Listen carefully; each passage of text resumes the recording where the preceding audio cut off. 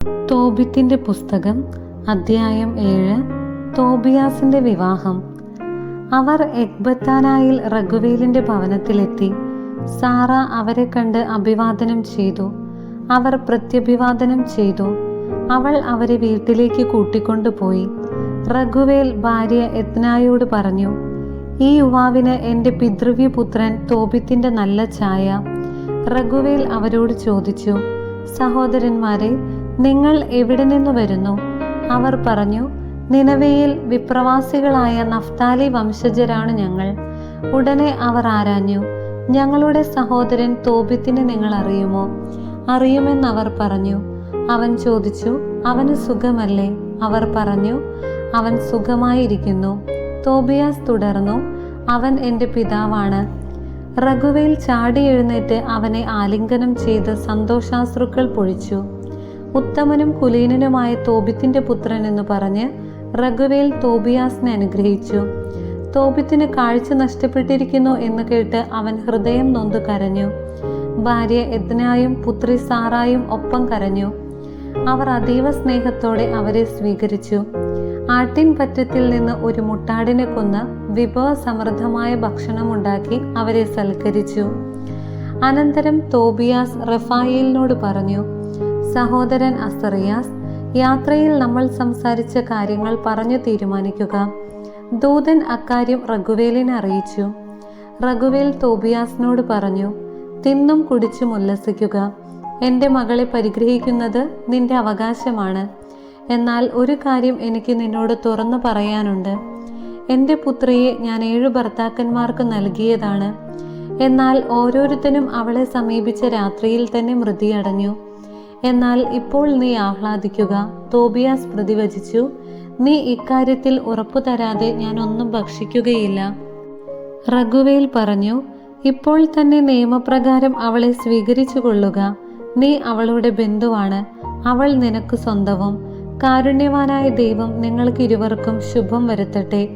അവൻ പുത്രി സാറായെ കൈക്കു പിടിച്ച് തോബിയാസിന് ഭാര്യയായി നൽകിക്കൊണ്ട് പറഞ്ഞു, ഇതാ, ഇവളെ മോശയുടെ നിയമമനുസരിച്ച് സ്വീകരിച്ചു കൊള്ളുക. നിന്റെ പിതാവിൻ്റെ അടുത്തേക്ക് അവളെ കൊണ്ടുപോവുക. അവൻ അവരെ അനുഗ്രഹിച്ചു. അവൻ ഭാര്യ എത്നായെ വിളിച്ച് ഒരു ചുരുളെടുത്ത് അതിൽ വിവാഹ വാഗ്ദാനം എഴുതി. അവർ അതിൽ തങ്ങളുടെ മുദ്രയും വെച്ചു. അനന്തരം അവർ ഭക്ഷണം കഴിച്ചു. റഗുവേൽ തൻ്റെ ഭാര്യ എത്നായെ വിളിച്ചു പറഞ്ഞു, അടുത്ത മുറിയൊരുക്കി അവളെ അങ്ങോട്ട് നയിക്കുക. അവൾ അങ്ങനെ ചെയ്തു. സാറായെ അങ്ങോട്ട് നയിച്ചു. സാറ കരയാൻ തുടങ്ങി. അപ്പോൾ അമ്മ അവളെ ആശ്വസിപ്പിച്ചുകൊണ്ട് പറഞ്ഞു, കുഞ്ഞെ, ധൈര്യമായിരിക്കുക. സ്വർഗത്തിൻ്റെയും ഭൂമിയുടെയും കർത്താവ് നിന്റെ ദുഃഖം അകറ്റി സന്തോഷമേകും. ധൈര്യം അവലംബിക്കൂ. അധ്യായം 8. വിവാഹരാത്രി. ഭക്ഷണത്തിനു ശേഷം തോബിയാസിനെ അവർ സാറായുടെ അടുത്തേക്ക് നയിച്ചു. അവൻ റഫായേലിന്റെ വാക്കുകൾ അനുസ്മരിച്ച് ധൂപകലശത്തിലെ തീക്കനലിൽ മത്സ്യത്തിന്റെ ചങ്കും കരളുമിട്ട് പുകച്ചു. മണമേറ്റപ്പോൾ പിശാച് ഈജിപ്തിന്റെ അങ്ങേയറ്റത്തേക്ക് പലായനം ചെയ്തു. ദൂതൻ അവനെ ബന്ധിച്ചു. മണവറയിൽ അവർ തനിച്ചായപ്പോൾ തോബിയാസ് എഴുന്നേറ്റ് സാറായോട് പറഞ്ഞു, നമുക്ക് എഴുന്നേറ്റ് കർത്താവിന്റെ കാരുണ്യത്തിനായി പ്രാർത്ഥിക്കാം. തോബിയാസ് ഇങ്ങനെ പ്രാർത്ഥിച്ചു, ഞങ്ങളുടെ പിതാക്കന്മാരുടെ ദൈവമേ, അവിടുന്ന് വാഴ്ത്തപ്പെടട്ടെ. അവിടുത്തെ വിശുദ്ധവും മഹനീയവുമായ നാമം എന്നെന്നും വാഴ്ത്തപ്പെടട്ടെ. ആകാശവും അങ്ങയുടെ സകല സൃഷ്ടികളും അങ്ങയെ വാഴ്ത്തട്ടെ. അവിടുന്ന് ആദത്തെ സൃഷ്ടിച്ചു. അവന് തുണയും താങ്ങുമായി ഹൗവായെ ഭാര്യയായി നൽകി. അവരിൽ നിന്നു മാനവ വംശം ഉത്ഭവിച്ചു. അവിടുന്ന് പറഞ്ഞു, മനുഷ്യൻ ഏകനായിരിക്കുന്നത് നന്നല്ല. അവന് വേണ്ടി അവനെപ്പോലുള്ള ഒരു തുണയെ നമുക്ക് സൃഷ്ടിക്കാം. കർത്താവെ, ഞാൻ ഇവളെ സ്വീകരിക്കുന്നത് ജഡികമായ അഭിലാഷത്താലല്ല, നിഷ്കളങ്കമായ പ്രേമത്താലാണ്. അങ്ങയുടെ കാരുണ്യം എനിക്കുണ്ടാകണമേ. ഇവളോടൊത്ത് വാർദ്ധക്യത്തിലെത്തുന്നതിന് അവിടുന്ന് അനുഗ്രഹിച്ചാലും. അവൾ ആമേൻ എന്നേറ്റു പറഞ്ഞു. അവർ ഇരുവരും ഉറങ്ങാൻ കിടന്നു. എന്നാൽ അവനും മരിക്കുമെന്ന് വിചാരിച്ച് റഗുവേൽ എഴുന്നേറ്റ് പോയി ഒരു ശവക്കുഴി ഉണ്ടാക്കി. അതിനുശേഷം അവൻ വീട്ടിൽ വന്ന് ഭാര്യ എത്നായോട് പറഞ്ഞു, ദാസികളിൽ ഒരാളെ അയച്ച് അവൻ ജീവിച്ചിരിക്കുന്നുവോ എന്ന് അന്വേഷിക്കുക. മരിച്ചെങ്കിൽ ആരും അറിയാതെ നമുക്കവനെ സംസ്കരിക്കാം. ദാസി ചെന്ന് നോക്കിയപ്പോൾ രണ്ടുപേരും സുഖമായി ഉറങ്ങുന്നത് കണ്ടു. അവൾ തിരികെ വന്ന് അവൻ ജീവിച്ചിരിക്കുന്നുവെന്നറിയിച്ചു. അപ്പോൾ റഗുവേൽ ദൈവത്തെ സ്തുതിച്ചുകൊണ്ട് പറഞ്ഞു, ദൈവമേ, നിർമ്മലവും പരിശുദ്ധവുമായ സ്തുതികളാൽ അവിടുന്ന് വാഴ്ത്തപ്പെടട്ടെ. അവിടുത്തെ വിശുദ്ധരും സകല സൃഷ്ടികളും അവിടുത്തെ വാഴ്ത്തട്ടെ. അവിടുത്തെ ദൂതന്മാരും അവിടുത്തെ തിരഞ്ഞെടുക്കപ്പെട്ട ജനവും അങ്ങയെ എന്നേക്കും വാഴ്ത്തട്ടെ. അവിടുന്ന് വാഴ്ത്തപ്പെട്ടവൻ. എന്തെന്നാൽ അവിടുന്ന് എനിക്ക് സന്തോഷമേകി. ഞാൻ ശങ്കിച്ചതുപോലെ എനിക്ക് സംഭവിച്ചില്ല. അവിടുത്തെ അനന്ത കാരുണ്യത്തിനനുസൃതമായി അവിടുന്ന് ഞങ്ങളോട് വർത്തിച്ചു. അവിടുന്ന് വാഴ്ത്തപ്പെട്ടവൻ. ഏകസന്താനങ്ങളായ ആ രണ്ടുപേരിലും അവിടുന്ന് കരുണ വർഷിച്ചിരിക്കുന്നു.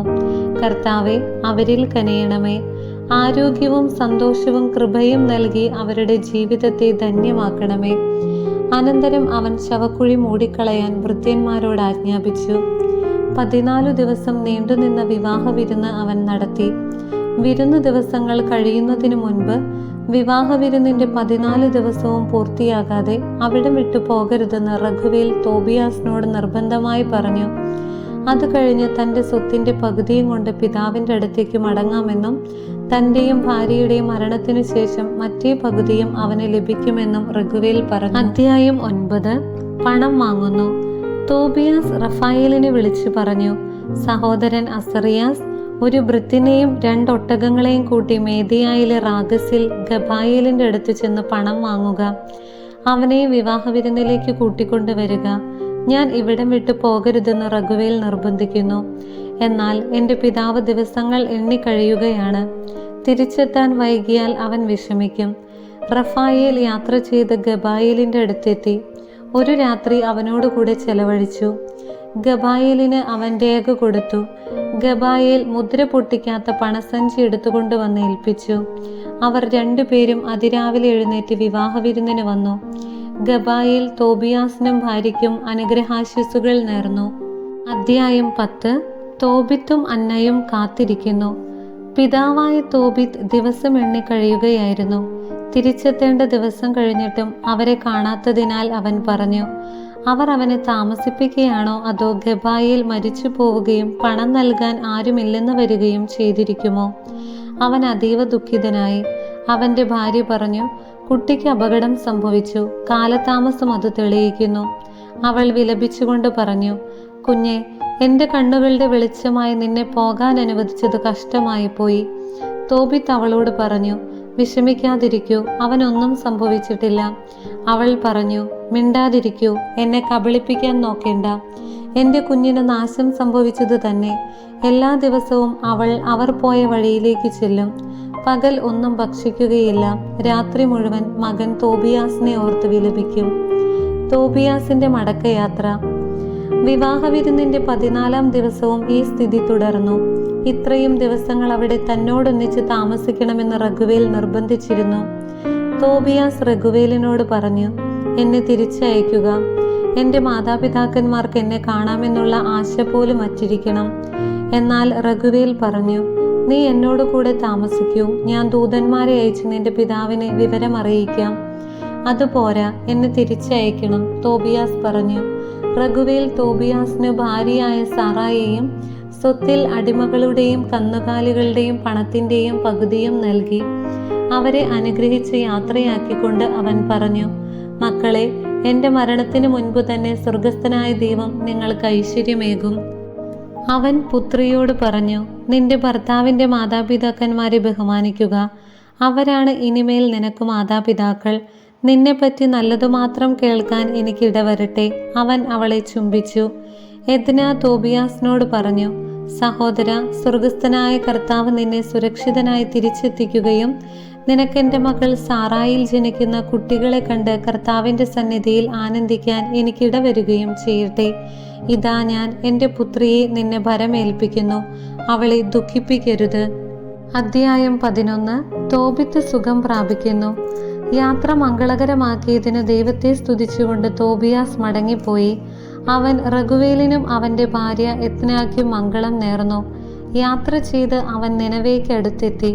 അപ്പോൾ റഫായേൽ തോബിയാസിനോട് പറഞ്ഞു, സഹോദര, ഏതു നിലയിലാണ് പിതാവിനെ നീ വിട്ടുപോന്നതെന്ന് ഓർക്കുന്നില്ലേ? നമുക്ക് വേഗം നിന്റെ ഭാര്യയ്ക്ക് മുൻപേ പോയി വീട്ടിൽ വേണ്ട ഒരുക്കങ്ങൾ ചെയ്യാം. മത്സ്യത്തിന്റെ കയ്പ് കൂടി എടുത്തുകൊള്ളൂ. അവർ പോയി. നായ് അവരുടെ പുറകെ ഉണ്ടായിരുന്നു. അന്ന മകനെ നോക്കി വഴിയിൽ കണ്ണു നട്ടിരിക്കുകയായിരുന്നു. അവൻ വരുന്നത് കണ്ട് അവൾ അവന്റെ പിതാവിനോട് പറഞ്ഞു, ഇതാ നിന്റെ പുത്രൻ വരുന്നു, അവനോട് കൂടെ പോയ ആളുമുണ്ട്. റഫായേൽ പറഞ്ഞു, തോബിയാസ്, നിന്റെ പിതാവിന് കാഴ്ച ലഭിക്കുമെന്ന് എനിക്കറിയാം. കയ്പ അവന്റെ കണ്ണുകളിൽ പുരട്ടണം. ചൊറിച്ചിൽ അനുഭവപ്പെടുമ്പോൾ അവൻ കണ്ണു തിരുമും. അപ്പോൾ വെളുത്ത പാടകൾ പൊഴിഞ്ഞു വീഴുകയും അവൻ നിന്നെ കാണുകയും ചെയ്യും. അന്ന ഓടിച്ചെന്ന് മകനെ ആശ്ലേഷിച്ചു. അവൾ അവനോട് പറഞ്ഞു, എൻ്റെ കുഞ്ഞെ, നിന്നെ കാണാൻ എനിക്കിടയായി. ഇനി മരിക്കാൻ ഞാൻ ഒരുക്കമാണ്. അവർ ഇരുവരും കരഞ്ഞു. വാതിൽക്കലേക്ക് വരുമ്പോൾ തോബിത്തിന് കാലിടറി. പുത്രൻ ഓടിയെത്തി പിതാവിനെ താങ്ങി. കണ്ണുകളിൽ കയ്പ് പുരട്ടിക്കൊണ്ട് അവൻ പറഞ്ഞു, പിതാവേ, സന്തോഷമായിരിക്കൂ. ചൊറിച്ചിൽ തോന്നിയപ്പോൾ തോബിത്ത് കണ്ണു തിരുമ്മി. വെളുത്ത പാട കൺകോണുകളിൽ നിന്ന് പൊഴിഞ്ഞു വീണു. അപ്പോൾ അവൻ പുത്രനെ കണ്ടു. അവനെ ആലിംഗനം ചെയ്ത് കരഞ്ഞുകൊണ്ട് പറഞ്ഞു, ദൈവമേ, അങ്ങ് വാഴ്ത്തപ്പെട്ടവനാണ്. അങ്ങയുടെ നാമം എന്നേക്കും വാഴ്ത്തപ്പെട്ടതാണ്. അവിടുത്തെ വിശുദ്ധ ദൂതന്മാരും വാഴ്ത്തപ്പെട്ടവരാണ്. അവിടുന്ന് എനിക്ക് ദുരിതങ്ങൾ അയച്ചു, എന്നാലും എന്നോട് കരുണ കാട്ടി. ഇതാ എൻ്റെ മകൻ തോബിയാസിനെ ഞാൻ കാണുന്നു. അവൻ്റെ മകൻ സന്തോഷത്തോടെ വീട്ടിനുള്ളിൽ പ്രവേശിച്ച് മേദിയായിൽ തനിക്ക് സംഭവിച്ച വലിയ കാര്യങ്ങൾ പിതാവിനെ അറിയിച്ചു. തോബിത്ത് സന്തോഷത്തോടെ ദൈവത്തെ സ്തുതിച്ചുകൊണ്ട് മരുമകളെ സ്വീകരിക്കാൻ നിനവേ നഗരത്തിന്റെ കവാടത്തിലേക്ക് പുറപ്പെട്ടു. കണ്ടവരെല്ലാം അവന് കാഴ്ച വീണ്ടു കിട്ടിയതിൽ വിസ്മയിച്ചു. തന്നോട് കരുണ കാണിച്ച ദൈവത്തെ അവരുടെ മുൻപിൽ വെച്ച് തോബിത്ത് സ്തുതിച്ചു. അവൻ തൻ്റെ മരുമകൾ സാറായുടെ അടുത്തെത്തി അവളെ അനുഗ്രഹിച്ചുകൊണ്ട് പറഞ്ഞു, മകളെ, സ്വാഗതം. നിന്നെ ഞങ്ങളുടെ അടുത്തേക്ക് കൊണ്ടുവന്ന ദൈവം വാഴ്ത്തപ്പെടട്ടെ. നിന്റെ മാതാപിതാക്കൾ അനുഗ്രഹീതരാണ്. അങ്ങനെ നിനവയിൽ അവൻ്റെ സഹോദരരുടെ ഇടയിൽ ആനന്ദം കളിയാടി. അഹിക്കാറും അനന്തരവൻ നാദാബും വന്നു. തോബിയാസിന്റെ വിവാഹം 7 ദിവസം ആർഭാടപൂർവം ആഘോഷിച്ചു. ദൈവമായ കർത്താവിന് സ്തുതി.